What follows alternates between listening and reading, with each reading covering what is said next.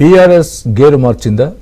Jubilee Hills ఉప ఎన్నికలో గెలవాలని పట్టుదలగా ఉందా? అందుకోసం ఎలాంటి వ్యూహరచన చేస్తోంది? పార్టీ మారిన 10 మంది ఎమ్మెల్యేలపై అనర్హత వేటు పడితే అక్కడ కూడా ఉప ఎన్నికలు వస్తాయని బీఆర్ఎస్ భావిస్తోందా?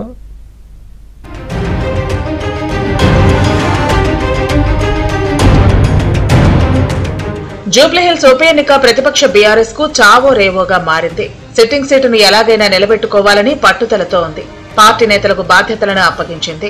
జూబ్లీహిల్స్ నియోజకవర్గంలో 6 డివిజన్లు ఉంటే ఒక్కో డివిజన్ కు ఒక్కో సీనియర్ నేతకు బాధ్యతలు అప్పగించింది. Working president KTR Jubilee Hills BRS cadre తో వరుస సమావేశాలు నిర్వహిస్తున్నారు. జూబ్లీహిల్స్ వెంగళరావు నగర్ డివిజన్ క్యాడర్ కు కేటీఆర్ దిశానిర్దేశం చేశారు.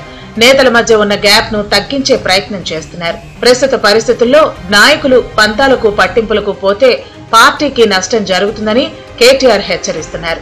10 ఏళ్ల బీఆర్ఎస్ పాలన ప్రస్తుత 22 నెలల కాంగ్రెస్ పాలనతో పోల్చుకోవాలని కేటీఆర్ జూబ్లీహిల్స్ ప్రజలను కోరుతున్నారు. ఇదే సమయంలో కాంగ్రెస్ ఎన్నికల హామీలను ప్రజలకు గుర్తు చేయాలని కార్యకర్తలకు సూచించారు. ఎన్నికల ప్రచారానికి ప్రత్యేక కరపత్రాన్ని గులాబీ పార్టీ రెడీ చేస్తోంది.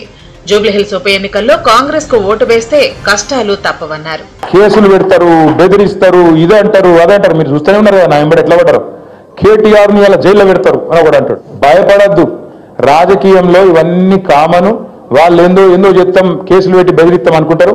భయపడితే మనం లీడర్లం కూడా కాదు. బరాబర్ కొట్లాడాలి.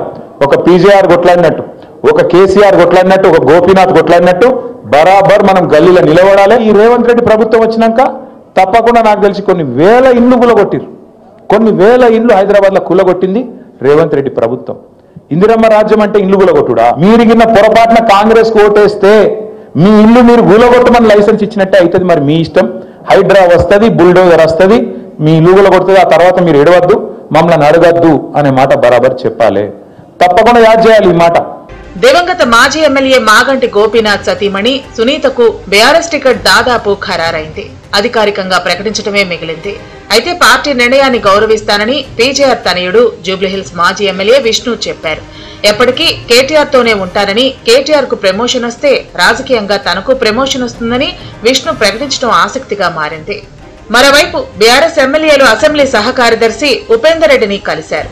పార్టీ ఫిరాయింపు ఎమ్మెల్యేలు ఇచ్చిన అఫిడవిట్ నేపథ్యంలో తమ అభిప్రాయం చెప్పాల్సిందిగా బీఆర్ఎస్ ను స్పీకర్ కోరారు. ఇందుకు 3 రోజుల సమయం ఇచ్చారు. సోమవారంతో గడువు పూర్తి కానున్న నేపథ్యంలో బీఆర్ఎస్ ఎమ్మెల్యేలు అసెంబ్లీకి వచ్చారు. పార్టీ మారిన ఎమ్మెల్యేల ఫోటోలు, వీడియోలను బీఆర్ఎస్ ఎమ్మెల్యేలు నివేదిక రూపంలో అందజేశారు. వారిపై అనర్హత వేటు వేయాలని డిమాండ్ చేశారు. మీరు తప్పించుకోలేరు. తప్పకుండా స్పీకర్ గారు చట్ట ప్రకారం నిర్ణయం తీసుకుంటారని మేము భావిస్తున్నాం. ఎందుకంటే ఈ చట్టం కూడా వాళ్ళు తెచ్చింది. పార్టీ ఫిరాయింపుల నిరోధక చట్టం కూడా వారు తెచ్చింది.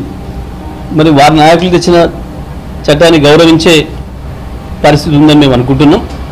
స్పీకర్ గారు చేసే నిర్ణయం చట్టానికి అనుకూలంగా ఉంటే సరే. పార్టీ మారిన 10 మంది ఎమ్మెల్యేలపై వేటు పట్టడం ఖాయమని, అప్పుడు ఉప ఎన్నికలు ఖాయమని బీఆర్ఎస్ భావిస్తోంది.